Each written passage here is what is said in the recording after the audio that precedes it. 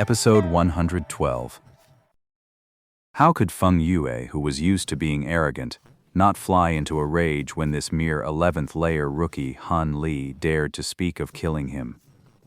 Die.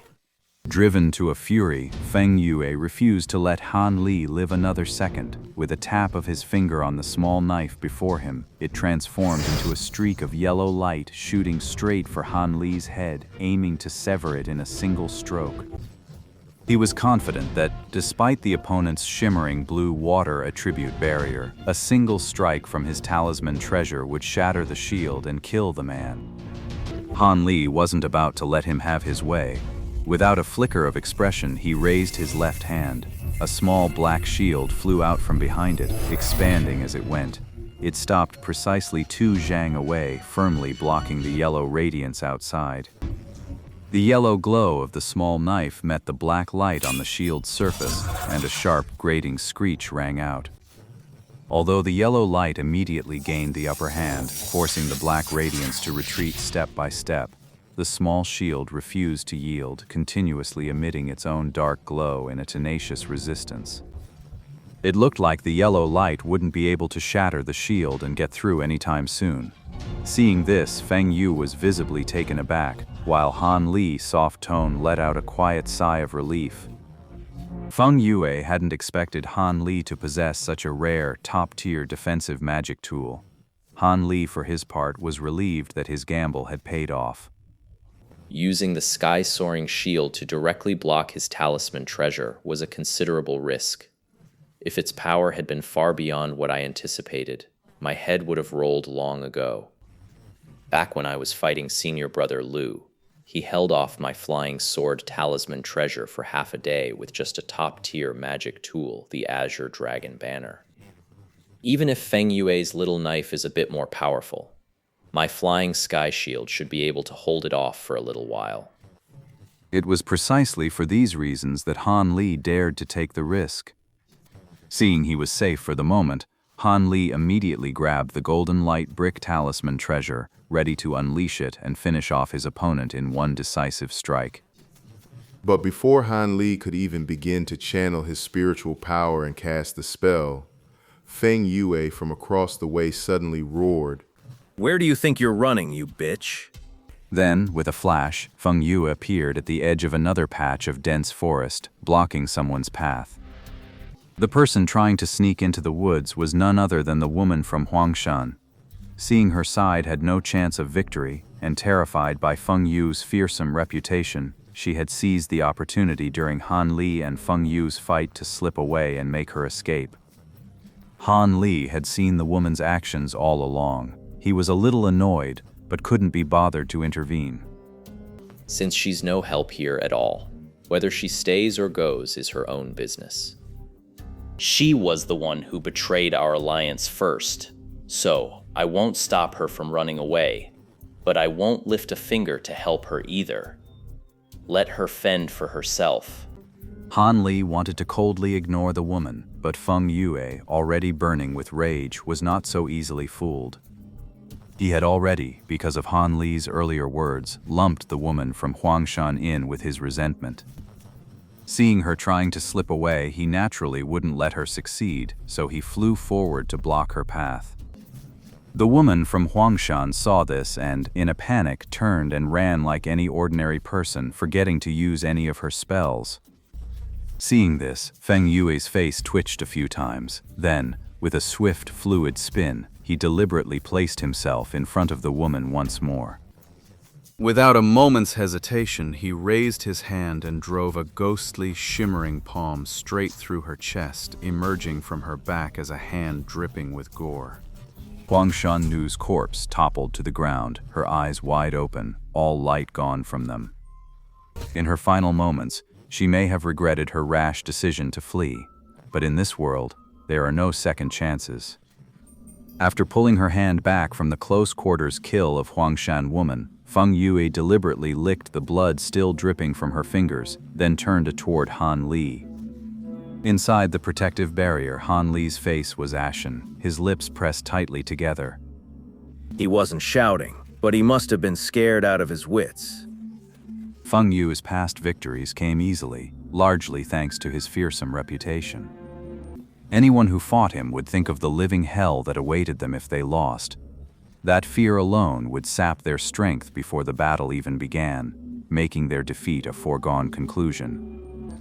Now, seeing that Han Li's cultivation wasn't deep, but his magic tools were quite formidable, Feng Yue still planned to use this same tactic to intimidate him, preventing him from fighting at full strength so he could gain the upper hand. Seeing the look on Han Li's face, Feng Yue felt a surge of inner delight. He gave a showy little shake of his foot, and the man returned to the spot where he faced Han Li. Han Li's expression was indeed grim, and his heart was filled with an indescribable bitterness. However, his headache wasn't due to the opponent's bloody methods, but rather that lightning-fast movement technique. Han Li had discovered after using the golden light brick treasure talisman once before that this seemingly far more powerful item actually had a major flaw in real combat. The golden light brick's destructive power is truly astonishing. Basically, if a low-level cultivator gets hit, there's no chance of survival. Even with a full array of magic tools and protective shields, the outcome wouldn't change much. But the weakness of this talisman treasure is just as obvious. Not only does it require a massive amount of magic power from the user to control, but its speed and agility are frankly pathetic. If you can first entangle or trap your opponent, then this talisman treasure is absolutely the best weapon for killing an enemy. But if you're just relying on the golden light brick itself to kill an enemy, you can forget about it. Unless your opponent's magic power is completely drained, a few simple buffing spells would let them easily dodge this treasure's attacks. So this golden light brick talisman treasure isn't a close quarters magic tool like flying swords or those wind moon daggers. It's a weapon that pursues pure, overwhelming power. It should be the same type of thing as the seal magic treasure used by the core formation expert from the Heavenly Void sect. Without any magic tools or talismans to trap his foe, Han Li's original plan was to use several golden blades to occupy the enemy first, then follow up with a surprise attack from the golden brick. In his mind, this plan might not guarantee success, but it should have at least a 50-50 shot. But after seeing Feng Yue's footwork, Han Li knew it was nothing but a pipe dream. Given the speed they displayed, which was no less than the smoke-shifting steps, breaking away from the magic tool's entanglement would be a simple matter for them. Could it be that Feng Yue, like me, also came from the martial world? Though Han Li was deeply puzzled by Feng Yue's swift footwork, now was not the time to get to the bottom of it. With no other choice, he first put away the golden light brick talisman treasure he had taken out. Then, with a swing of the mother blade of the golden talisman mother-child blades, he unleashed the entire swarm of child blades. The 8 sub-blades transformed into streaks of dazzling golden light, all shooting menacingly towards Feng Yue. Han Li wanted to see if he could rely on the sheer number of golden blades to snatch victory from the chaos. If he's willing to recall that yellow glow for self-preservation, that would naturally be for the best. At the very least, I can still hold my ground and avoid defeat, though I'm not exactly brimming with confidence about it. With a reputation that big, his true strength must be far greater. This attack was just a probe. As expected, Feng Yue showed not a hint of panic when Han Li's golden blade came flying toward him. He let out a few cold snickers, then revealed the object he had just retrieved. It was a yellow, umbrella-shaped magic tool. Feng Yue didn't throw it. Instead, he waited until the 8 streaks of golden light were right upon him before giving the umbrella a single, decisive flick open. Instantly, a round, shield-like yellow sphere of light enveloped Feng Yue completely. The golden blade struck the luminous sphere, erupting in a series of sharp, crackling sounds as they were effortlessly deflected. This was also a top-tier defensive magic tool, and its power clearly surpassed Han Li's flying sky shield. Han Li's face paled dramatically. Meanwhile, Feng Yue threw back his head and let out a wild, triumphant laugh. And no wonder. Ever since he'd obtained this yellow silk umbrella, he'd never once been injured by a low-level cultivator. Seeing Han Li's look of shock now, he felt an immense satisfaction. Feng Yu prized this umbrella far more than that dagger talisman treasure. After all, a talisman treasure has a limited number of uses. Once its power is exhausted, it becomes worthless scrap. But this yellow silk umbrella, it can be used countless times. Han Li sighed. He formed a hand seal, pointed, and recalled all the golden blades. They flew back into his hand, reverting to their original form. Feng Yue had no idea what Han Li was planning, but with his own defenses secure, he focused entirely on directing the yellow light, launching a fierce and relentless assault. He manipulated the small blade like a crack of thunder, making it dance and weave around Han Li, trying to slip past the shield during a moment of inattention and strike him down directly. But what Feng Yue didn't know was that while the flying sky shield might not match his yellow silk parasol in raw defensive power or area of coverage, when it came to flexibility, this small shield was absolutely far superior to an ordinary defensive magic tool.